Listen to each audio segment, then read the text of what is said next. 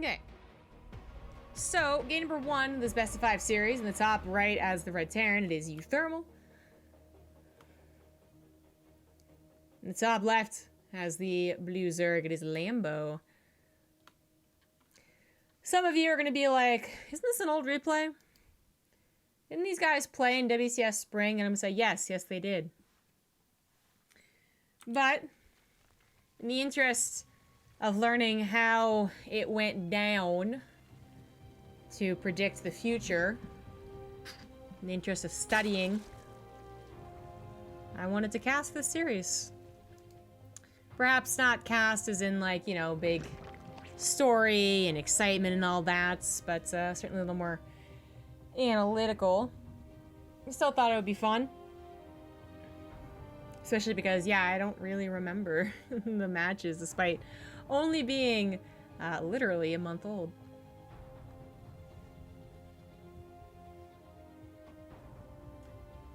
Yes, it wasn't working before because I had the game paused since I was be right back. That's how it works.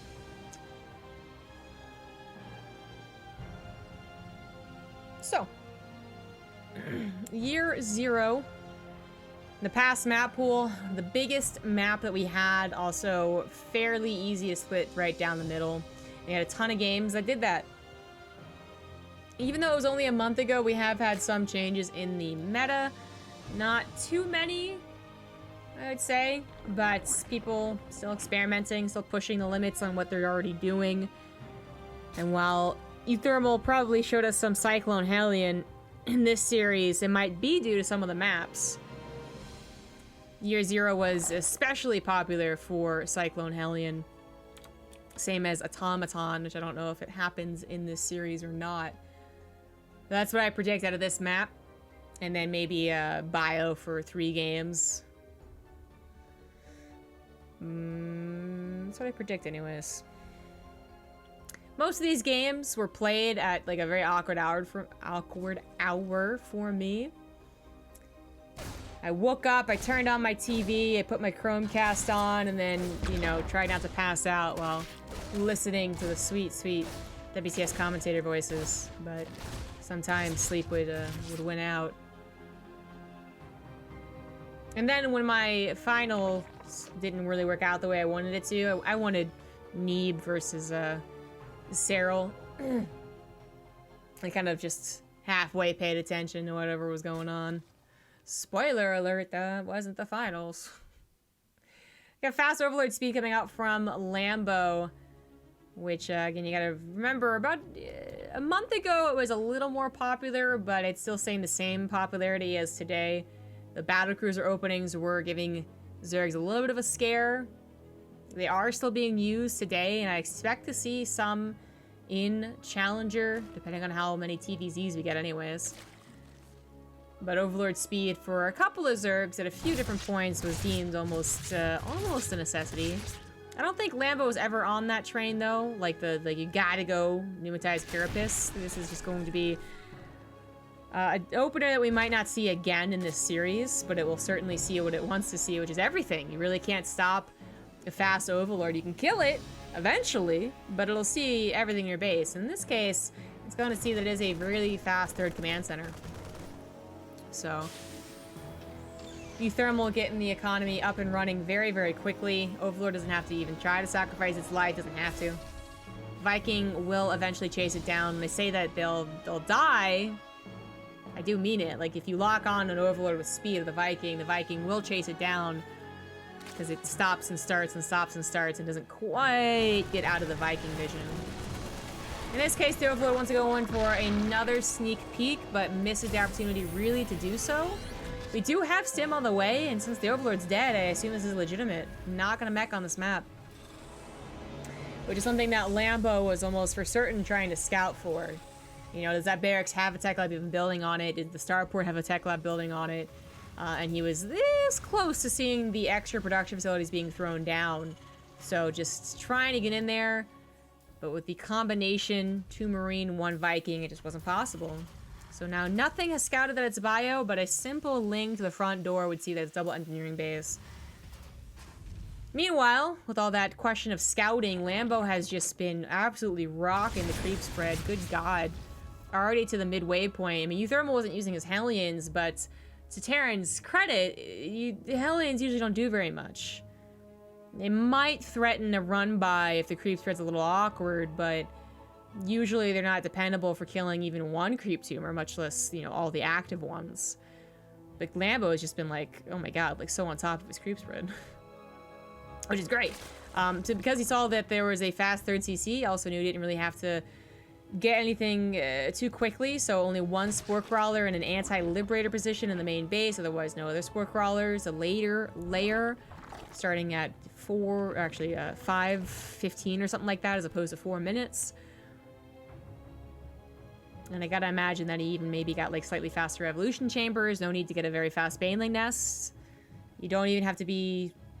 Well, depending on the follow-up, you do have to be worried about the centrifugal hooks timing, because that's the biggest thing you delay when you delay a layer, when you delay a Baneling nest. Accidentally starting a second layer, actually. There are a couple of different ways to follow up a fast 3rd CC. I mean, that's the big thing that you want to see, obviously, but there's...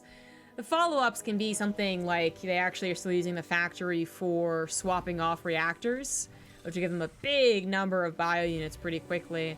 They could have immediately gone into just a, you know, factory production, like immediately into tanks, which gives them both a safety tank early on, but also could give them 2 tanks for a push down the middle of the map, which is exactly what uThermal is doing here.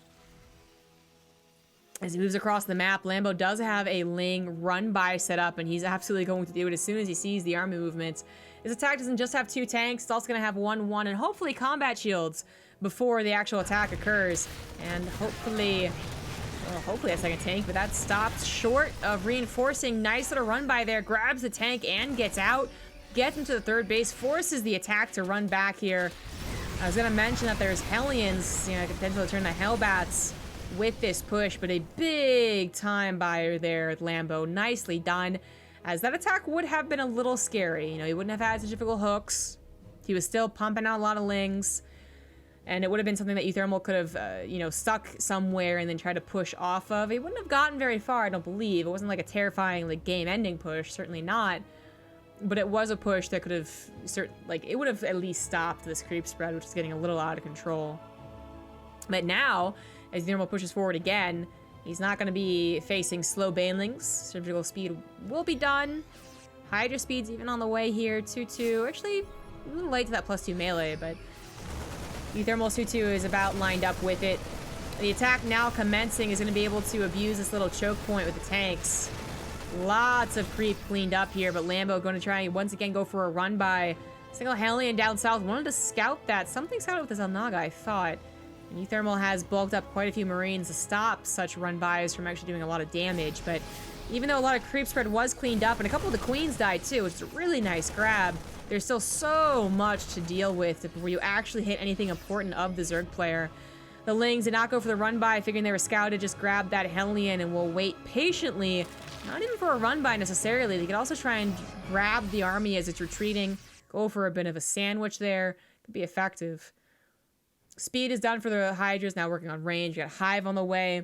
Pretty much a clean, standard game. Besides that Ling run-by, which did interrupt things a little bit for the Terran player, but uThermal, I would say the one thing he could be doing that maybe would be a bit better would be doing another drop. He's got this position kind of on lockdown. I mean, he's got Hellbats here, for God's sakes. And then tanks, and Lambo can't really see if there's more tanks reinforcing or not. So I feel like a drop would have been a good opportunity, but not necessarily dropping yet is sending a little patrol scouting squad to see if those Ling run-by waiting Lings would actually do something, and they didn't. They're still waiting patiently, so he shoos them away. 4th base is thrown out on location. Another reason to go ahead and move those Lings away. Marine takes the Zelnaga to see what is now no longer Lings, just Lings, but rather much of the army. Certainly not all of it, though, as half of it's over here, looking for a potential sandwich like I was talking about, but a real sandwich this time. Not like, you know, like a piece of cheese and a piece of meat, but actually like something from a really good restaurant. I don't think Lambo's gonna get it. uThermal acknowledging that potential is kind of set up in an anti-sandwich situation. It's kind of awkward though, isn't it? Like, the army on the south side is off creep, so without a tank, it could have done okay, but it almost got backed into a corner. And then it's so far away from the north side that that little choke is actually broken, although temporarily. The Hellbats die, but the tanks still live. Not a lot of tanks, though. uThermal not going at all into a second factory, but rather just pumping out a lot of Marines, so... This is it's a decision made. It's not like he forgot to go for a second factory, rather that he should be consistently pumping out Marines to a number that is sometimes shocking when you think you got them all down and out there. Just keep on coming. It also makes Vipers just a little bit less effective. Not looking for big tank blinding clouds. But whatever they do get, they take out the tanks. The Vipers die, and Medivacs die as well, but the Marines are left alive, and that's what I'm talking about. A little bit of an awkward defense because of all the Marines over here. A little bit of an awkward attack by uThermal as well, but you're not depending on those tanks. Those Vipers sometimes look really useless. I mean, Lambo only had one, so I went for like a blinding cloud, but the Marines kiting off of creep, actually being able to burst down the banelings that roll forward piece by piece when you think that there's not going to be that many, and suddenly you don't have any banelings left over and their Hydras get slaughtered. That's how you get momentum rolling with this. Whereas tanks require, like, even if you take a good engagement, they require all that re-sieging and shit. Ugh, it's just so boring. Oh, but seriously. One of the weaknesses, however, of this style, besides not having, like, that really abusive, you know, high ground or ramp with the tanks, is that it doesn't do so well against Ultras. You are not producing Marauders. You don't have... a tank count anywhere close to being able to burst out an Ultra, not that they're usually known for doing so. So once you get to the Ultras with their upgrades, the Ultras can do a great job tearing this down, especially if you get a decent Lynx around, which is exactly what Lambo is going to be looking for. He's almost remaxed here. uThermal is going to add on a 5th base. You can see he doesn't really need a lot of gas with the style that he's using. He can still afford to go for the 3-3, but he will be forced to move into gas, more gas, as he has to respond to those Ultras. Whether it's for Marauders, tanks, or Liberators, Ghosts in the future, right? And there he is taking those gases, at least at his 4th base. He's adding tech labs to his additional barracks, and he is getting some Liberators. At this point, the tanks probably better off just being used defensively, you know, helping a planetary or guarding against a run-by. Unfortunately, I guess one of the things you should have noted is that this map being so large, if uThermal were to have a decent bit of momentum, it would take him a long time to reinforce. And as I've been pointing out, even when he cleans up a decent amount of creep, there's still so much more. And let's say he does push into this bottom location. Well, Lambo could go ahead and just be like, well, take it, and then run back up to the top, and he wouldn't be at a bad economy because of it. Does he need a 5th base? Yeah. Could he lose a 5th base once and recover? Sure, absolutely. Been max and banking for a while. Only a couple of tussles, couple of trades. uThermal takes more of a forward 5th base. Lambo blocking up the wrong one. Understandably, though. Eventually, uThermal will be taking it. uThermal now going into the drop phase here as he starts to swap over into the late game. Ghost Academy on the way, building armor on the way, more planetaries, double drops with double Medivacs. Gonna try and keep that creep from actually getting on top of his base, because if you don't, if you actually just get lazy and only focus on macro, someone like Lambo will have creep literally to your front door. And that's not just bad for, you know, vision and the army being speedy right up to the last second. It's also bad because you start building the spore crawlers and spine crawlers and all that there. It's nasty. But we are really getting into the late game. Cloak is on the way for those ghosts. Marauders finally being added in. Eventually these Marines will actually be kind of given away because you want to be building better units than just pure Marine. We have Lambo going for a greater Spire, and now that he's maxed on his 3-3 for his Ultras and his Lings, he's even upgrading to +2 for the missile because why not? Hydra still have a decent part of his army. They don't really help anything else. Actually, the Broodlings are affected by the melee, but the Hydras, yeah, they're still important. I do expect to see at least one upgrade from the Greater Spire here. Maybe attack. Attack affects the projectile, and then melee attack affects the actual Broodlings on the ground. Double starport, more command centers, fusion core on the way. Stag defense should be coming up as well. Santa Tower is missile turrets, all that good stuff. Attack here might be a little bit forward there for Lambo. Initially catching some units that were far apart, far away from what was the good chunk of the army, but as soon as uThermal responded, yeah, Lambo had to consider that he was off of creep, and he didn't quite know what uThermal had in store. You know, there could have been ghosts coming forward here, or Vikings, or something. Now it's uThermal's opportunity, though, to get a little too far forward. Moving into Banelings, it's awfully hard to run away from them. Blinding Cloud attempts to force the army to move forward. If they had paused, they would have. But they just retreat. Blinding Clouds are going on top of the tanks, however, nullifying them. And that army on the right side is getting awfully low. Medevac's unable to heal while being microed, and just simply put, so much damage being put on top of them that uThermal actually will be losing this planetary. Bit of a shocking twist. His reinforcements were just a little bit too late to the party. Snipe goes down to 1 Ultra. Banelings get slaughtered by the pure output of the DPS here for uThermal. And it does turn around a little bit on Lambo. Can he actually retreat here? Hydra's a little bit slow. Scan reveals there's not a ton waiting behind it, but I guess it was just still too much for uThermal to actually chase after. Another stim would have left him very, very weak, and he would have had to stim again to actually chase anything down.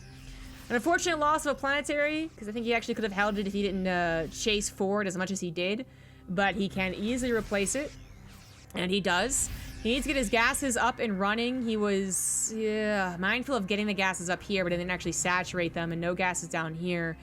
With all the starports and planetaries and ghosts being made, you need a decent bit of gas. Speaking of ghosts, they need to come in effect here. So many Banelings actually that, oh my god, that Blinding Cloud was actually very effective to push those units forward. They finally concave out, but is it too late? No planetary to help out there. Liberator's actually doing a decent bit job helping out. Ghosts finally get those snipes down. But the Banelings have done their job.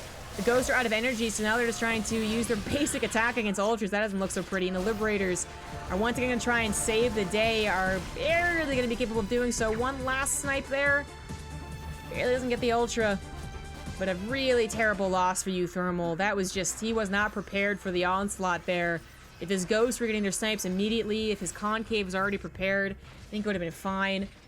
But even then, actually, the whole, like, the ratio of those tier 3 units, those Ultras or Broodlords or, you know, even tier 2 at Hydras to the Baneling Ling count is one of the most difficult things of reacting to as the Terran player. It's not necessarily the complete, like, tech swap, which everyone knows is dangerous, Ultras to Broodlords and vice versa, and just pure Ling Baneling. It's just like actually how much they're putting of each into a very late game army. It's hard to react to. You think you don't need splash, and then nothing but Banelings come at you, and even if you have a decent split, Concave, Liberators, and Ghosts, they don't actually do that much against the Banelings. And that mass Baneling attack did so well. A follow-up one was easy peasy. uThermal was still very far down in supply, and that is it. Thank you, The Way of the Gun, for the 500 bits. Lambo takes that first game. Pretty strong start, really interrupting uThermal's plan there with a run-by, and then I think the map does play against the style that uThermal was using. And he didn't ever really get that opportunity to barely get all the Banelings to push forward and take advantage. It almost happened, but not quite. In the late game, 1.5 battles going pretty poorly for him around that planetary. That maybe should have not gone poorly for him. Into this, the amount of Banelings. Like, it's so easy to forget factory production. It's so easy to think you don't need it, especially if they are doing something silly like only building Ultras and Broodlords and Hydras. But as soon as they start adding on those Banelings again, the Ling numbers go really high, and you don't have any tanks or Widow Mines, you better have a Concave with some Liberators and a Planetary, or they're gonna simply, like, outnumber you.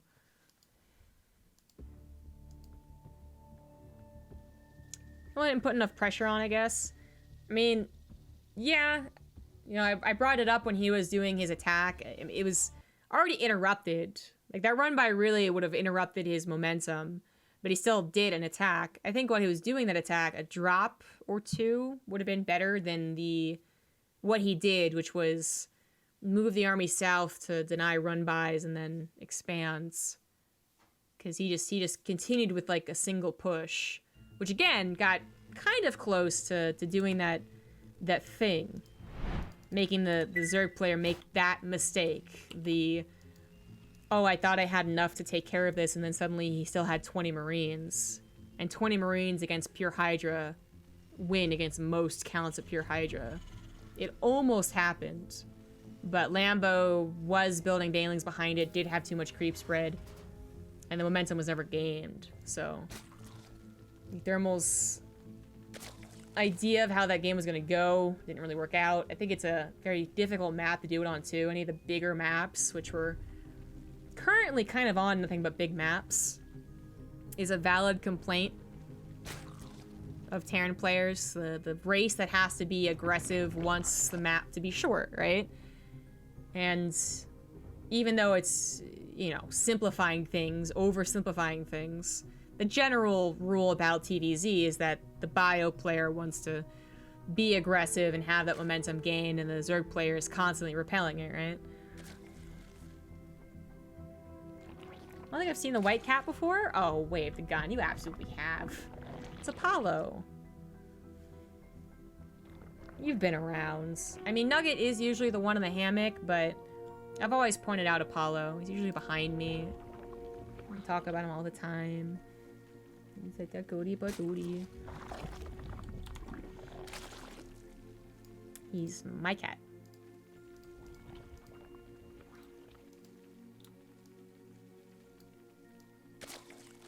Here you go.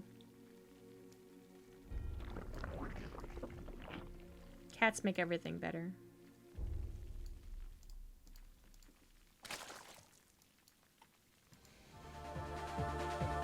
Oh, chip! Thanks for a bit, Zerg Troll. Someone give us bits. Yes, they did. You're so cute. Name for the BSG character. But my parents thought it was the god, so... yeah.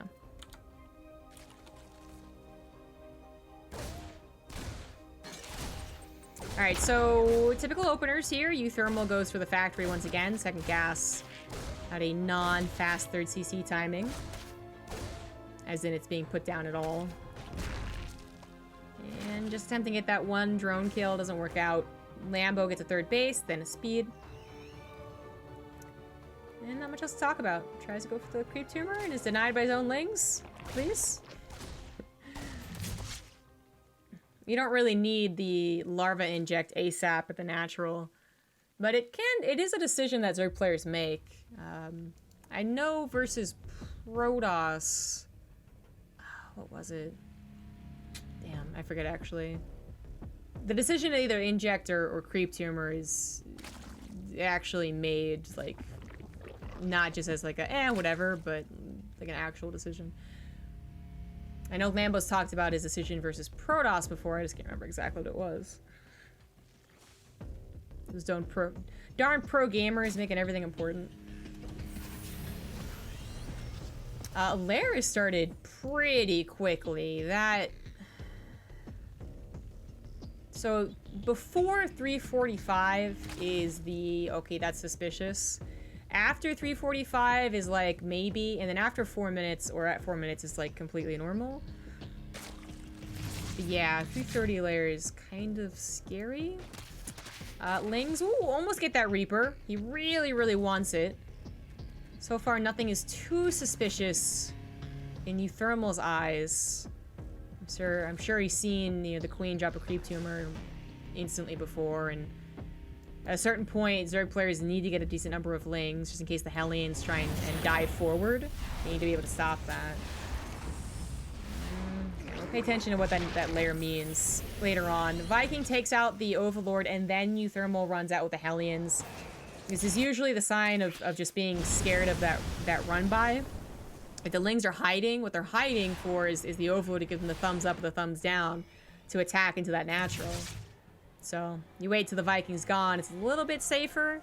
And of course your 3rd CC is on the way at that point, which hopefully buys enough time for your Hellions to get back if they do have the Lings flood across. Now these Hellions really want to get some information. They want to see if there were a lot more Lings made. And if so, we're going to feel like okay about that. Lings made equals drones not made. But they also legitimately want to see if there's like roaches, like a super duper high number of Lings. And if possible, they would love to get into the natural and actually kill things, but not going to be possible here. There's way too many Lings, but a Nightstorm is on the way. Lambo was absolutely going for something nefarious with that earlier lair.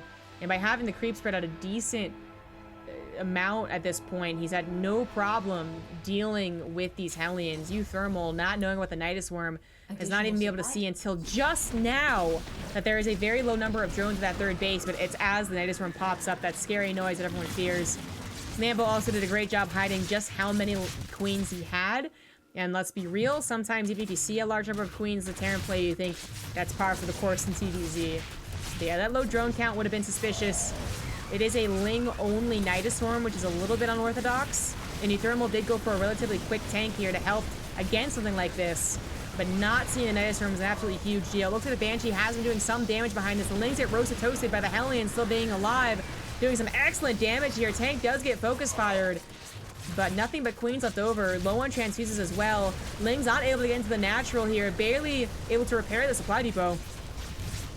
But of course, they still have access through the main base. 19 workers have gone down, but 3 CCs means that that is something that uThermal can absolutely recover from, especially because he's able to get a decent number of drones to go with the Banshee. The Lings are now on top of his production, barely not able to grab that stim. Oh, if Lambo actually was realizing that that was still researching, he could have sniped that. That would have been huge. That would have been game over, but Sim does complete, giving uThermal still a glimmer of hope here. If he could just get his natural, rather his main, sorry, back under his control, maybe there's a game from this. He's going to try and enter into the main here. A couple SCVs are pulled. Tank is going to be relatively protected, but the command's there on the high ground. It is going to go down. Queens are focus firing. It goes down. Nothing to repair it whatsoever.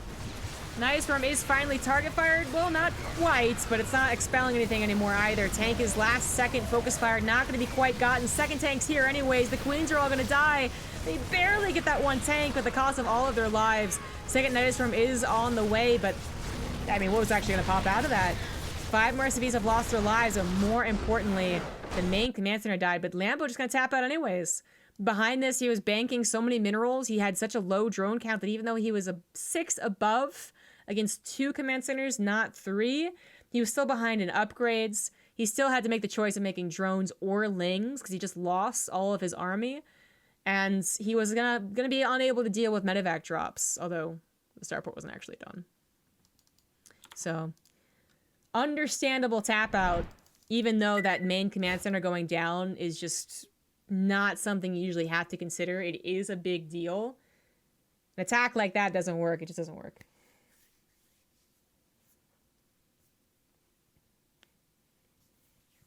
I do recall a lot of people wondering if that was a legitimate quit, and it was. I think because the main died and there wasn't a starport, there is a chance that Lambo continues the game, but he doesn't have any anti-air, in case he was mistaken about the starport timing. He doesn't have effective Lings. He doesn't have a Baneling Nest. He doesn't have injects, and he isn't matching the economy come 2 minutes, even though it's only 2 command centers and 2 orbitals, because he has to replace queens and he has to choose army or drones.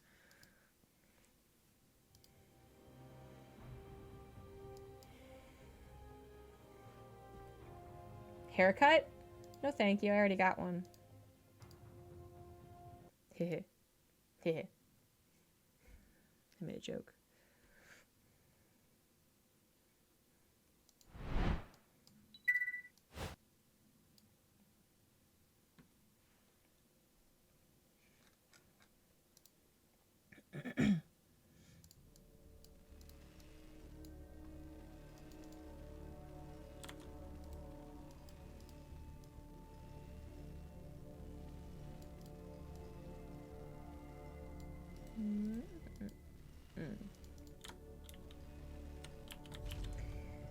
Well, now it's all tied up.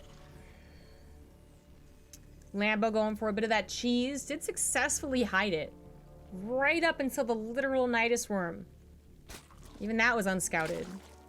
And got that big initial burst of damage, but if you don't take out the army and then camp the production,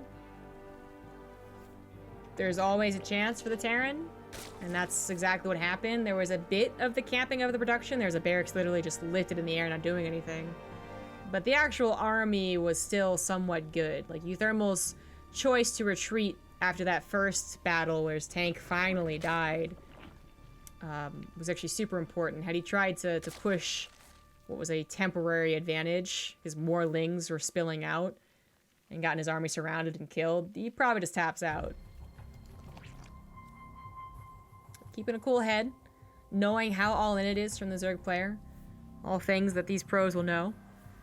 uThermal gonna go for a command center first in this map. Not exactly a large map. There's not really a ton of twists and turns here, but it is still large. Just more of a direct path than, say, Thunderbird. But the funny thing is that the command center first doesn't actually have a lot of weaknesses, funnily enough, for the early game. What it is weak against, I think, is those attacks in the later stages. So it struggles to take back its natural, I think, against a Roach push on 2 bases. And against, like, a very early Ling Baneling attack, maybe? But that's the thing, is, like, you actually had the commentators kind of question mark why isn't a CC first as common as it should be. Because as far as the actual early pools, it finishes before an early pool hits. And if you send an SCV out to scout, or if you actually bother getting a Reaper, either one or both, then the other thing to be scared of an early pool when 6 Lings come forward, the follow-up, is scouted, and you still respond by buying time for the factory to finish.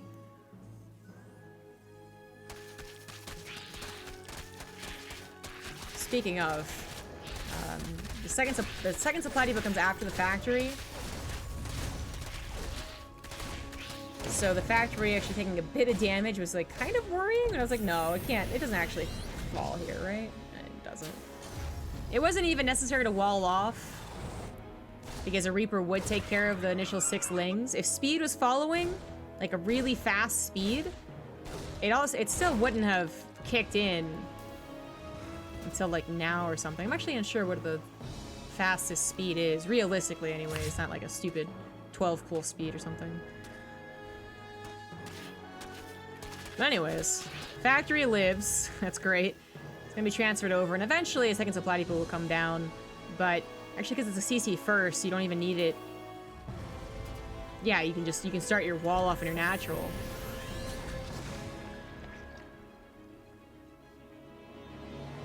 My neck bugging me? Not really.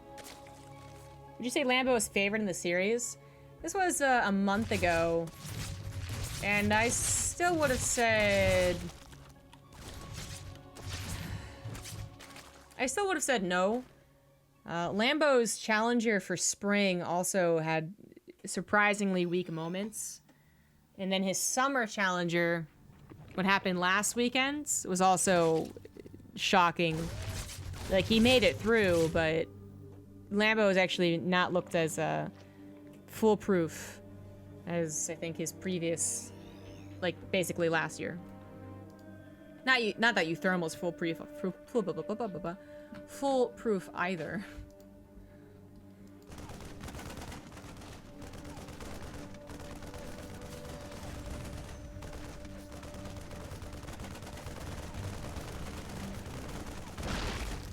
Overlord gets the scout, sees that it is going to be stim, real stim, and then I think it didn't see the Liberator pop out, so that's maybe a bit of a bummer. He could have thought that was just a Viking, as, you know, the first game, right? But it wasn't. It was a Liberator. So what it's supposed to do is, like, the Queens are supposed to be dragged to the wrong position. Or alternatively, there's, like, no Lings at all for the Hellions, and Lambo actually lets them into the main base, which might have been the wrong choice. They would have gotten Roasty Toasted in the natural if they attacked, but they would have bought, like, crucial extra seconds. But the Hellions, while they do get in the main base, don't get too many drones. The Queens were pulled out of position, which is exactly what he wanted. Lambo probably predicted this to happen, but maybe not this quickly. Spore Crawler was just a little bit late, and more than a few drones have died here. Now, this does leave uThermal temporarily weak against a Ling counter. If Lings were here, they could have tried jumping off the command center, but because it was so well timed, it's actually already done. Even if it was an immediate counter of Lings, it would have still been like 75% done. There really wouldn't have been a chance to kill it. And obviously it completes the wall, so despite uThermal not having anything to defend his base, if it was under attack, it wouldn't be. It'd be walled up against. And for a lot of Zerg players, right, once they start to realize they're going to lose drones, they just continue to drone. They realize that the Hellions will die, Delivery will be pushed off, and the worst thing you could do is make 20 Lings and then sit there with 20 Lings instead of 10 drones and be like, okay, what do I do now? But if uThermal did take his 3rd CC, like right now, and there were, let's say, 20 to 30 Lings, it's one of those like, maybe something could have happened. That is the risk of Hellions being sacrificed. But especially when you get to the pro leagues, where they actually have, like, correct production timings and consistent production as well, that little timing gets harder and harder to actually hit. 1-1 was also, I think, a little bit delayed because of that push, the Hellion run by, but it did start.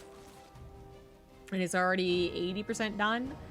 So a little bit of a boost there against uThermal's 1-1, but uThermal also gonna have combat shields, could definitely do a push or just a 16 Marine drop, which is what I expect him to be doing. Oh, I was like, this is weird.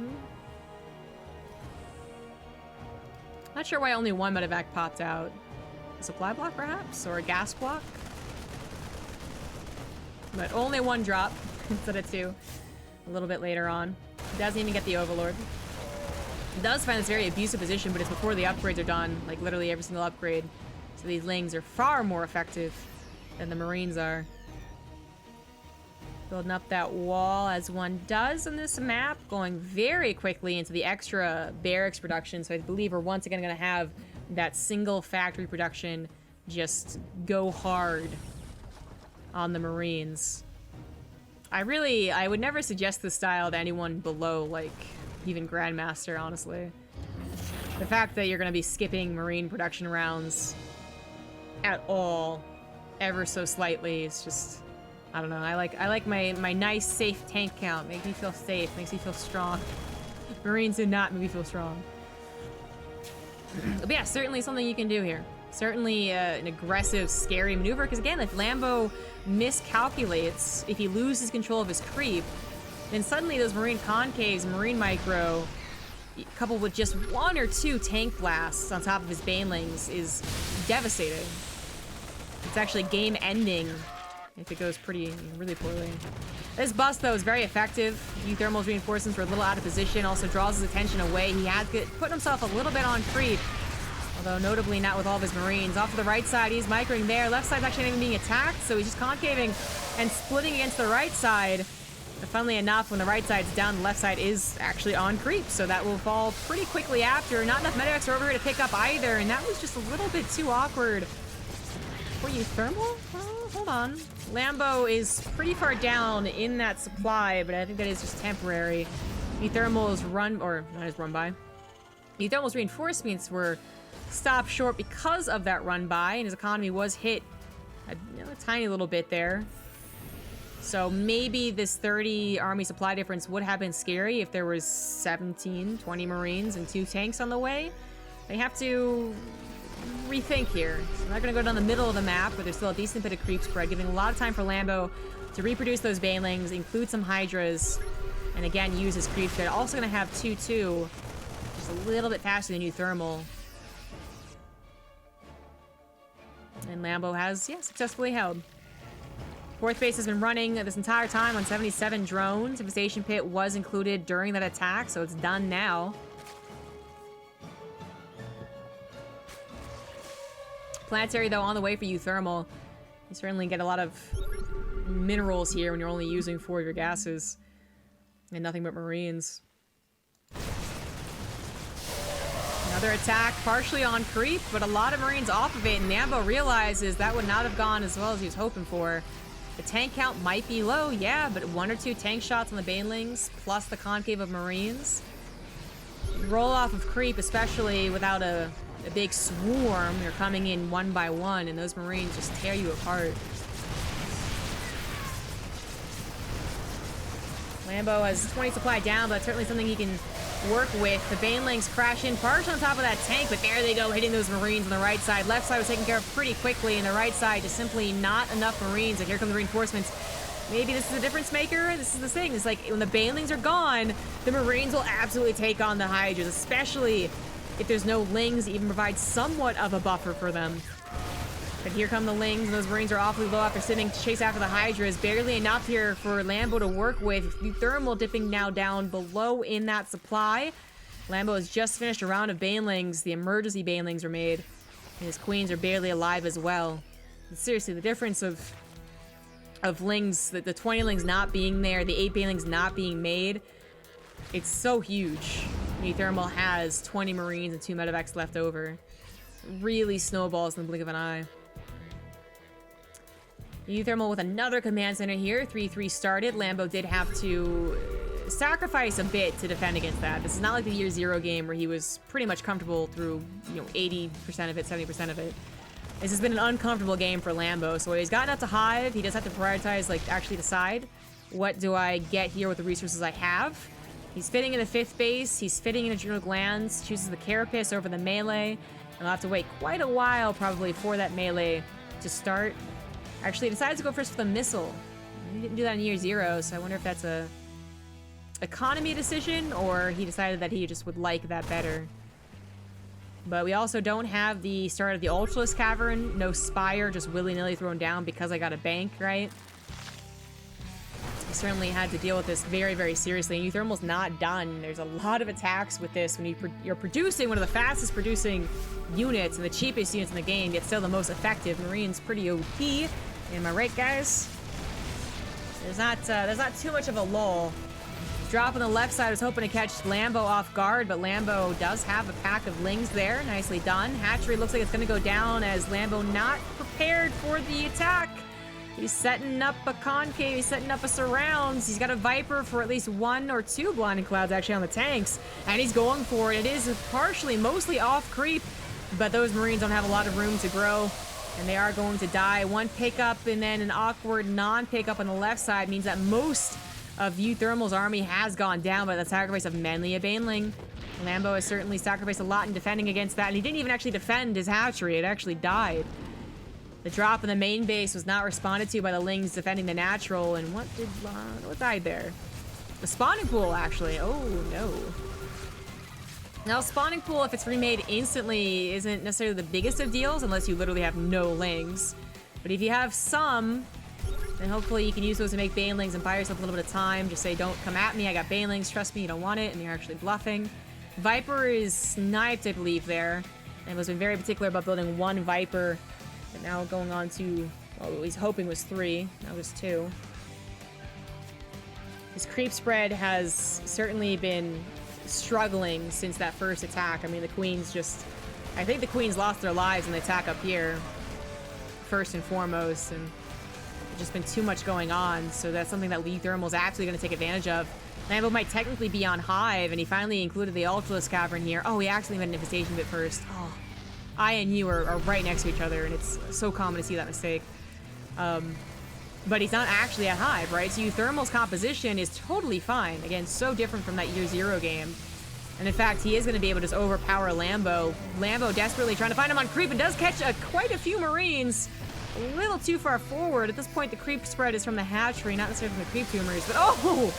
The blinding cloud forcing uThermal to run into the Banelings and actually running back into it a little awkwardly. But there's just not enough. There is not enough for Lambo to hold on to this. The Vipers are going to get taken down. The tank's not even on. It's totally sieged up here. Concave to the Banelings makes them so ineffective in rallying down the middle of the map. 12 Marines, 2 tanks at a time. He did actually go for a second factory. And that is going to be it. Really sick game. Very close. You can really see, like, the consistency of that attack when it's not just, like, it's not interrupted. It's not completely swamped and pushed back. When it does start taking out the creep spread. The pressure is unreal for the Zerg player to deal with.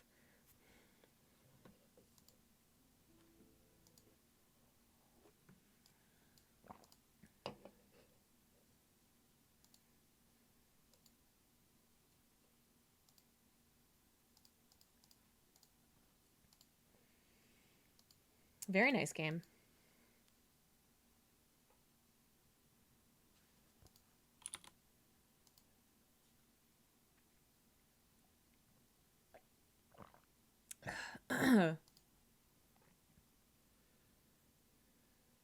My friend plays random. Every time he gets Zerg, he either does lane floods or drone rushes. Sounds like he isn't taking team games very seriously.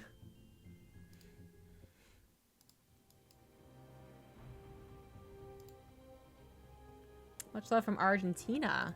Cool. What's that place like?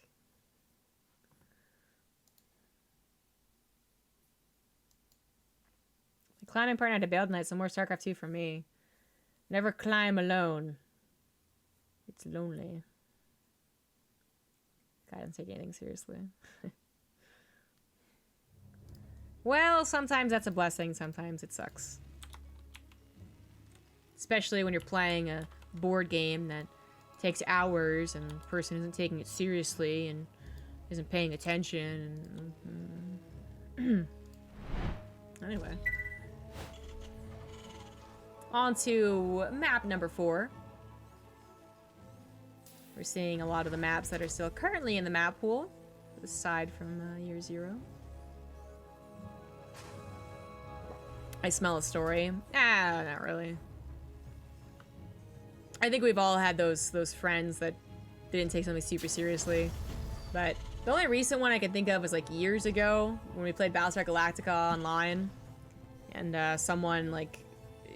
Basically, when you play deception games, right? So Battlestar Galactica is a deception game. Like Mafia, right? Or Werewolves or whatever you call it, wherever you're from. When you play a deception game, it's not really fun for the other players if you play wacky. Because the whole point is like you against deception, you against the other team. So if you're Mafia, you basically play a good villager as much as you can. If you're a villager, you play a good villager as much as you can, right? You're playing for an entire team. So when someone, you know, is like, well, I don't know, am I Mafia? Who knows? You kind of have no choice but to kill them. Because they're obviously not going to be a helpful villager. So when it happens, it is a little annoying. And in Mafia, you can just kill them, right? If you're like in a 15, 16 person Mafia and someone's like, lol, IDK, so randoms, just kill them. Or when they don't know the game, just kill them. And that actually happened once. We were playing like a 12-man game, and this guy was like, just had this attitude of like, I didn't want to be here in the first place, yet he came, and it's like, what, why? And we grilled him because he was acting suspiciously, he wasn't helping at all, and finally he's like, oh, I just don't want to be here, and like, I don't know, it's just stupid you think I'm Mafia because I'm not doing anything, and if you want to kill me, then go ahead. So of course we did. And then it turns out that guy was cop, and we killed him like the first night. And he never at one point was like, hey, I'm cop. Oh, it was so annoying. But anyway, in Battlestar Galactica, someone was like, I might be a Cylon, and then we jailed them, and then it wasn't a Cylon. And in Battlestar Galactica, you don't just get rid of someone. Like, you have to like live with them, consistently destroying the game. Anyways.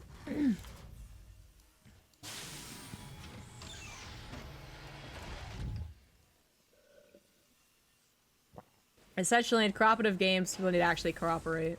Yeah. I mean, that is what it boils down to. I feel like there's other games where, like, if someone wants to be lol so random, people can just ignore them. But in games like that, when it's, you know, still, it's cooperation, but still versus another person, another opponent, another team, that's when their non-cooperation is really devastating and just ruins the experience, not just for, you know, their one partner or themselves, it ruins it for the entire game. And then you try to explain to them that this is the case and that's why they're upset with how you played, and they just like laugh it off and are like, it's just a game, and you're like, yeah, but it's a game that I actually want to play. Ugh.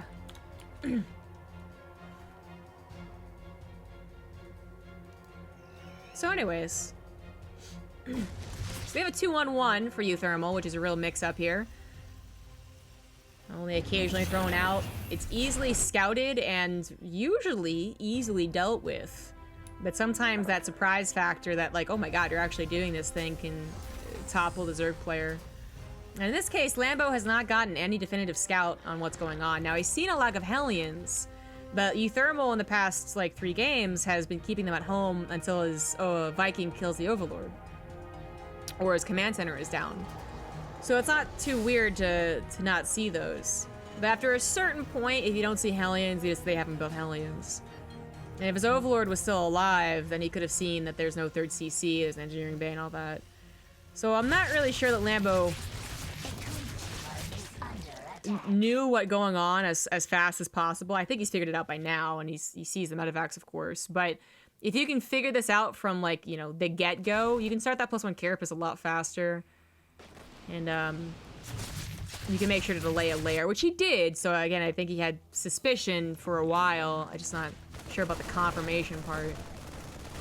You don't really need a fast layer against a 2-1-1. But anyways, the carapace isn't going to help out, I think, as fast as he would necessarily want, but it is going to help for the not next attack, maybe, but the next attack. We'll see on that timing. The drop snipes a couple of queens, gets a couple of creep tumors and skedaddles, which is exactly what it wants to do. uThermal is adding a bit of a twist to this build. He's not only going for the 1 Engineering Bay 2 base follow-up, which can be devastating, it usually includes tanks. And you just continue rallying with tanks. He's actually going for Hellions and an armory and adding Hellbats to this while also going for a 3rd CC, so there's a bit more macro behind this. And there's a different type of splash team to deal with as well. One that doesn't just sit on the sidelines and wait, but rather actually is actively involved, killing Lings, soaking up Banelings. And this has already been a huge surprise for Lambo. He didn't have his Banelings prepared. His Lings got slaughtered before they were actually helped by anything, and his Queens also used all their transfuses already. Lambo just had no idea this is on the way, but the Banelings are here. They just aren't connecting quite yet. They connect into the Hellbats, get rid of most of them. Remember that these Marines do not have combat shields, so every stim really does hurt. One Baneling, even a splash of a Baneling, can be enough. And Lambo holds, albeit barely. That was a last-second hold for sure. Medevacs are forced to retreat, and uThermal, well, he does have macro things on the way. Don't mistake this for an actual macro build. He did cut some important upgrades, a decently timed 3rd base, decent factory production to do that attack. And now he kind of has to pivot here and go into macro, and it's not going to look too pretty. He's got 1 Engineering Bay that was late to the +1 anyways. Now he has 2. His 3rd CC is like, you know, it's not even waiting for an orbital. That's how late it is. He wants to transfer the SCVs as fast as possible. And his tank production is only now just started as opposed to already having 2. Now, the benefit of this is that you still get medevacs and drops to do. But if the Zerg player, you know, still has his feet underneath him, which Lambo certainly does, his creep spread's fine, his 4th base is done, his queen count actually survived, surprisingly, then the drops shouldn't be doing a whole lot, even amongst the best multitaskers in the world. They're just there to hopefully keep tabs on the Zerg. So I'm not feeling so hot for uThermal, even though that attack looked promising. I think you're paying to go to a board game club. More people are too annoying to deal with. I just like... I get that some people don't enjoy, like, for realsies, but I'm not even, like, I feel like for realsies is the guy that, like, you mistake a rule in Settlers of Catan and he flips the table, right? Like, that guy is too for real. But just to actually, like, try and play the game and try and be involved in it, that's, like, the bare minimum, right? And I get that some people don't like that, but then you just don't do board games, and you don't do role play, and you don't do these things. And when your friends are like, why don't you ever do this? You explain to them because I don't really like it, and you guys wouldn't like me if I did it. Again, this isn't actually that big of a problem. I've role played with a person like that. I played a board game with a person like that, and I played Mafia with a person like that. So it's like 3 very memorable occasions.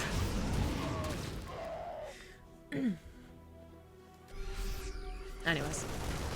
The drops are just, as I said, like they're here to keep tabs, but Lambo is all over this. Just literally sending packs of Lings and Banelings to chase the Medivacs, because what's stopping them? Usually what would be stopping you is a direct attack up the middle, in which case you gotta quickly F2 and come back and defend it, but there's not any strong attack quite yet. The tank count isn't really at a super scary count. It's up to 3, which isn't bad, but considering we're going on 10 minutes here, it's kind of bad. Looking for an attack on this left side, I guess maybe here? Or... There's not really a point in abusing this plateau because it doesn't affect anything, so I'm wondering where these tanks are going. This also isn't at all the entire army. We have a tank here, 2 medevacs here, and a bunch of marines there, so I don't foresee this going very well. It's an abusive position that looks scary, but I don't think it actually is. Lambo, a little awkwardly, there we go, pulls the trigger. The Banelings took a ton of shots on them on the bottom side, and the Lings are getting pushed up against the slaughterhouse, but it's just the numbers are too much for Lambo. So he deals with that, albeit a little bit clumsily, and uThermal's forced to retreat, but uThermal isn't getting a 4th base with 2-2 already done and transitioning into Marauders here so that a trade like that is favorable. He's actually still stuck in this mid-game on 3 bases while Lambo trades maybe not that well, but then is on his way to 5 bases, right? Could even go up to 6, I suppose. He's got the bank for it, and then Ultras and Hive and 3-3 and all that good stuff. uThermal's stuck in the past, and Lambo is already headed towards the future.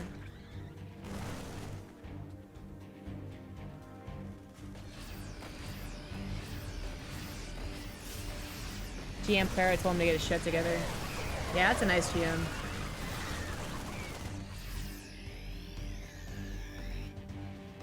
I mean, to be fair, I've even sort of been that person who gets really disinterested in an RP and just stops paying attention.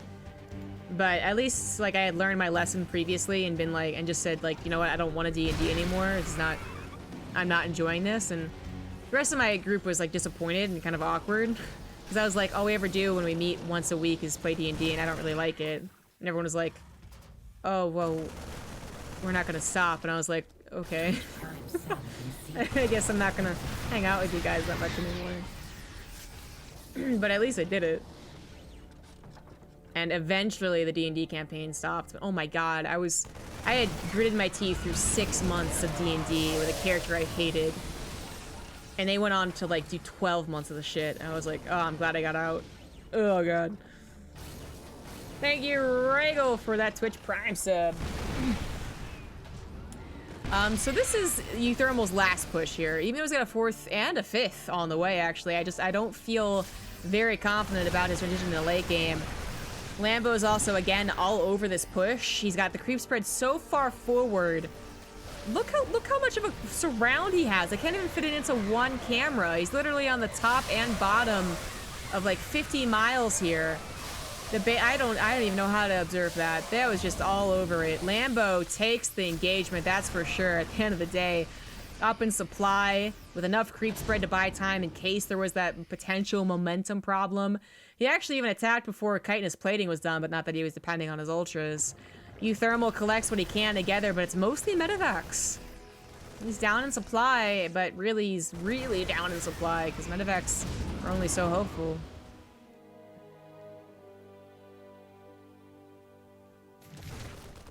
That is true, the gun. Tuning out is better than working against. That's absolutely true. Still, you know, it feels bad.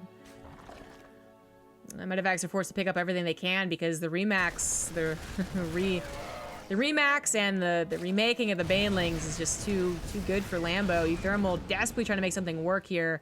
And he is expanding like a madman. He's got his base down. He's building in another command center. But his transition in the late game was late and awkward. And at the end of the day, even if he's flying around with these medevacs, he is still being swamped and controlled by the Zerg player. Simply because of how much creep spread has still been able to push past in some of these avenues. 3-3 is almost done for uThermal, but it's gonna be done in a second here for Lambo, who's setting up in a very offensive attack. Tanks are prepared, but not very many of them. A single Liberator doesn't help that much, and uThermal still has so much army in the medevacs, literally in them and as them. This is an easy A move here for Lambo. GG.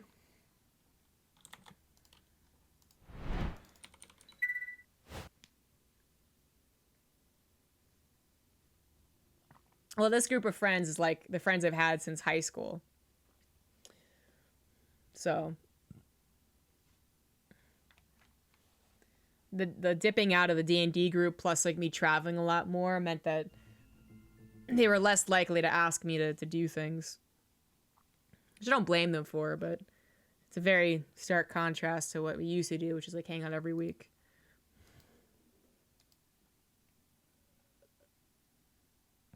And our attacking force is fully on creep, you know you're in trouble as a Terran. Yeah. It's funny though, because like that little pathway he had was like kind of off creep, but it was surrounded by creep.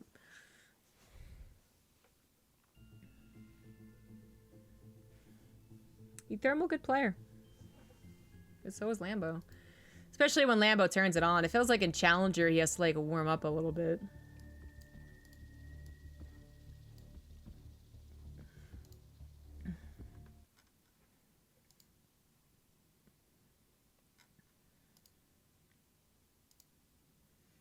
As far as DM, you know, D&D goes, I found that I truly enjoy being a DM more than a role player.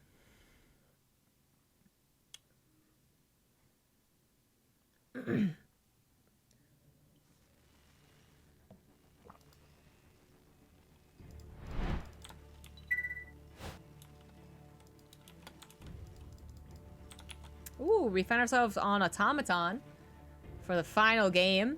This is one of the maps that's back on year 0. I said is popular for Cyclone mech, but uThermal not showing any mech in this series, so I don't know if he's gonna do it here. Would be a really big change up and would fit the map. What's the weirdest pre-game StarCraft 2 ritual you've ever seen? Nothing really. I've never seen a player pre-StarCraft warm up. When they're psyching themselves up for like a big stage match, none of them really have anything too noticeable. Harsum like headbangs and rocks out and sings to himself. And that's kind of the most amusing thing you get. None of the casters really have a ritual. Most of us just look on a League-Lac and collect their thoughts. Maybe I do a little bit more of like voice work when I remember, and if I'm really psyched out about a cast, which at this point I've done all the things I think I would be psyched out about, but like when I was doing the finals of Montreal, like, and I got the news, like, I usually listen to music and draw if it's available, if I have something to draw on. But I really can't think of anything that's weird. No one, like, eats a dozen pickles for good luck or something beforehand.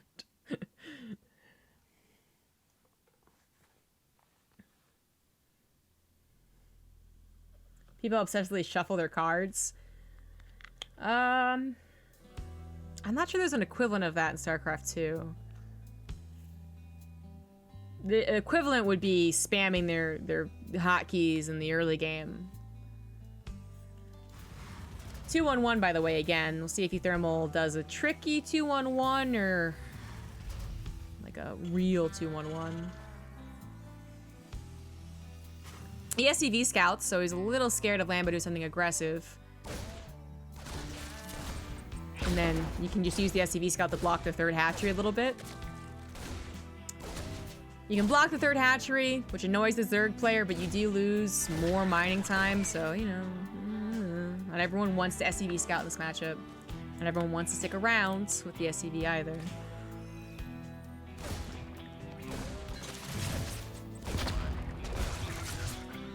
I really can't think of any rituals. Like, every player that I've ever seen before a game are, like, talking to other players or warming up on a ladder match.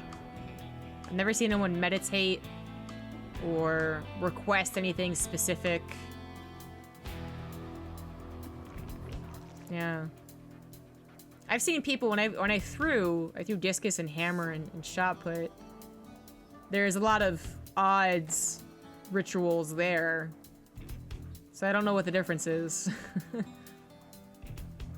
Well, in my mind, the difference is that, like, even more so than popping up on stream for 5 games and then either being done or continuing on, because there's a chance you can continue on.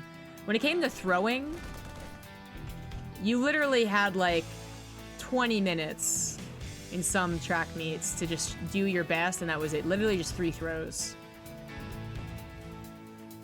So it's like the equivalent would be me going up on stage to cast something and being able to say 5 sentences and like hoping I really nailed it. Then maybe I'd be more nervous and have more rituals, I don't know. Overlord Speed does enable a very easy scout of the 2-on-1, but even without Overlord Speed, if you see that many Marines, it's already a tell. I don't remember if Lambo did that last game. I was too busy crying about unhelpful party members. But he certainly knows about it now. I feel like this Carapace was faster, but I'm really just totally out of whack in the timings. Getting off topic here. But the point is, as I said in the last game, it's not the first attack that it ever helps. You don't ever get that fast of a +1 Carapace. It's the second attack that it helps. So the third medevac comes in with more Marines, or they follow up with a tank push, something along those lines. That's when the Carapace is already here, playing a very important role in actually allowing those Lings to be better than Marines. So Overlord dips back in again. It wants to see the additional CC. It wants to see the additional barracks. It also wants to see, for instance, last game there was a reactor on the factory. You can maybe see if there's a tech lab instead. The drop in the main is completely denied. Very good read there for Lambo. He does just go back to the natural-ish 4th base, whatever you want to call it, and cleans up a decent amount of creep spread. But the other, like, the great thing about the defense against this with the extra queens, and again, you know, some Zerg players just go extra queens no matter what, but especially against the 2-1-1, is that not only do you have that anti-air to burst down a medevac with simple queen damage, is that you have transfuses for the queens to soak up the Marine damage, and you also, hopefully, have extra energy to spread that creep. So whenever they do get a good scan, it doesn't matter. And then you just make the Terran feel useless. The single drop because he sent the other one back home to repair it. Very wise, certainly macro decision to make. I think if he was pressured and following up with a 2 base, he might have kept it on the front lines, but since he is 2 engineering bay, 3rd base, only now getting to the extra barracks, you know, patience is key. Keeping things alive is better. Not really forcing anything out, as things have really calmed down here. And the Zerg player knows it. Now that's seen the later barracks, and of course uThermal knows it because he knows when he can and cannot apply that pressure. Now he is going to send out 3 medevacs immediately, but Lambo has a couple of extra Banelings. And just a lot of Lings, so it shouldn't be a problem as long as he can get any sort of wraparound. uThermal's once again headed towards the main. I mean, it's not with creep, right? It's such a large main, and it doesn't have scouting literally on top of it, but Lambo does have Overlord scouting. It just is a matter of responding in time. The lair gets burst down, good lord, before the Lings and Banelings can react. And that is not just a hatchery down, but also the lair. No more Overseers, and no Infestation Pit, no Hydralisk Den. A lot of things that he would have been on his way to if that hadn't happened. Good attempt at focus firing does kind of not really work out. Lings are getting such good damage anyways. Even though they have fallen behind in the upgrade. They just were so many of them, and they got a complete surround. So looking for more damage, didn't really find it, but the lair snipe was pretty damn good. And now Lambo, as I was saying, he had Overlord's spread. It just wasn't fast enough to respond to. Now he's also getting creep spread here. So even a little bit faster to the response, a little bit more punishing to any Marines trying to retreat back. I'm definitely surprised that that did the damage it did. I thought Lambo was going to be on top of it, but you know, if you're over here on Automaton to get back into the main base with ground units does take quite some time. So uThermal going to go for more drops here, but Lambo trying to apply the pressure. If you're going to see a lot of drops from a Terran, you got to try and find them without defenses back at home. It just makes sense. But in this case, uThermal had not just a couple of tanks, which can be wrapped around with Lings, but also a handful of Marines. And those Lings do not get what they want for that trade.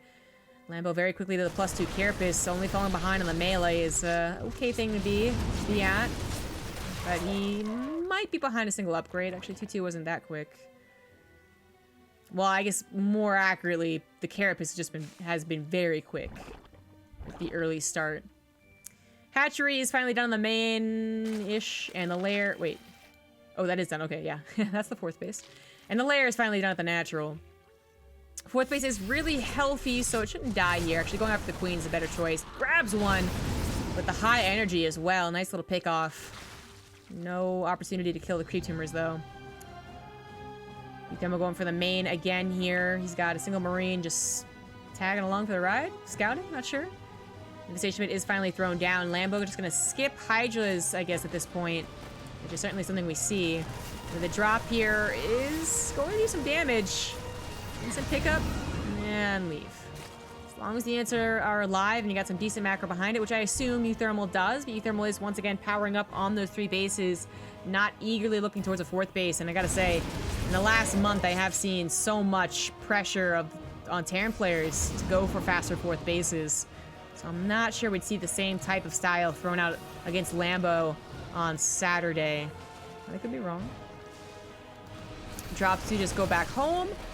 They have recently not done a great job denying the creep spread, and don't never forget whenever they go for a base, they go for the drones, they go for the hatchery, they're not getting creep spread. So that's kind of the thing that sometimes keeps a Zerg's hopes afloat.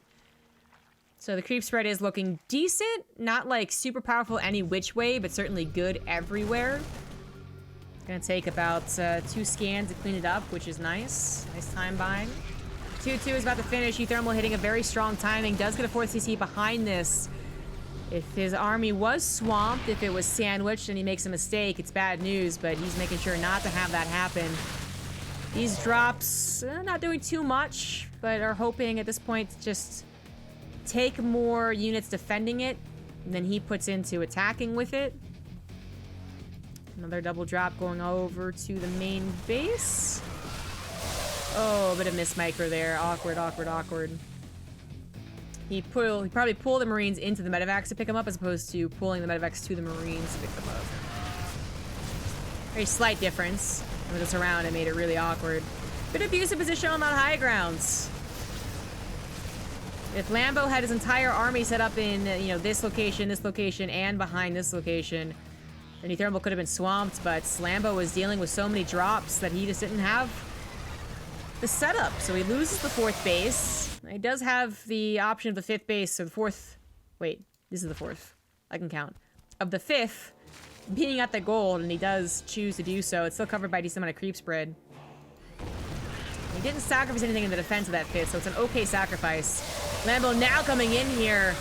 Tanks firing every which way, not quite focusing firing on those banelings. uThermal focusing much more on getting those Marines off of that creep spread into a concave.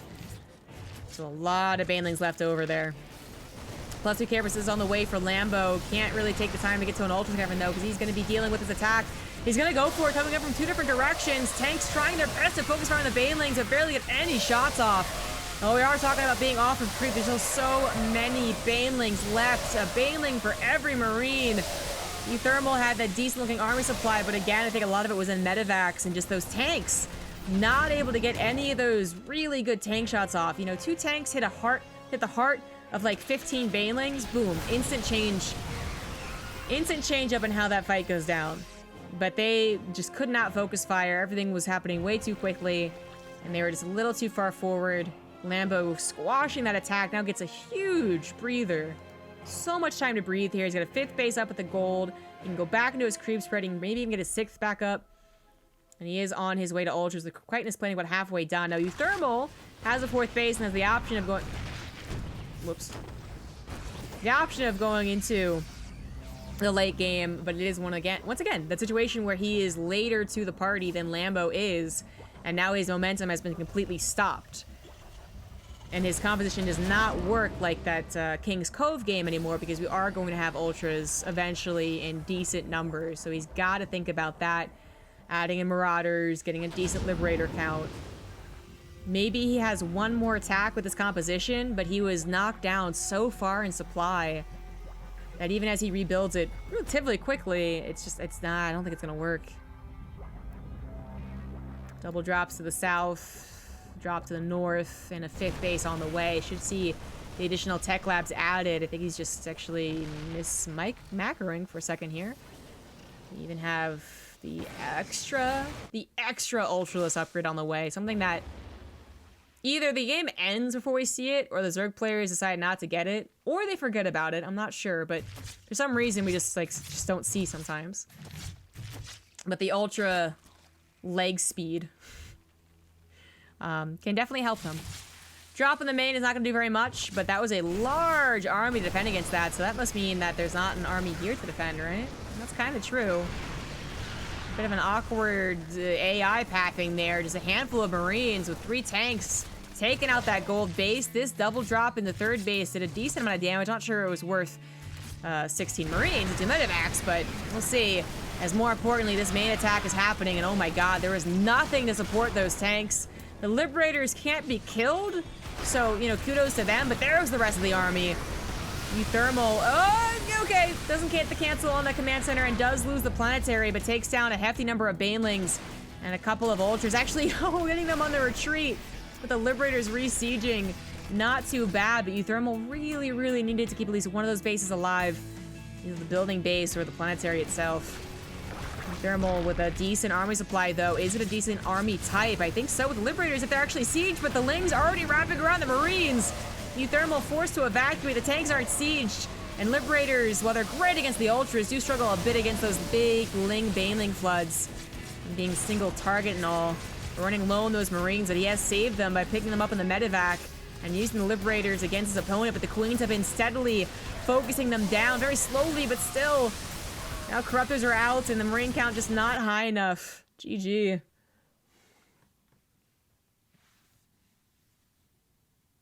If you drop a more Marine in the middle of a group of Banelings, well, all the Banes blow up. No, just one. But they all think about it.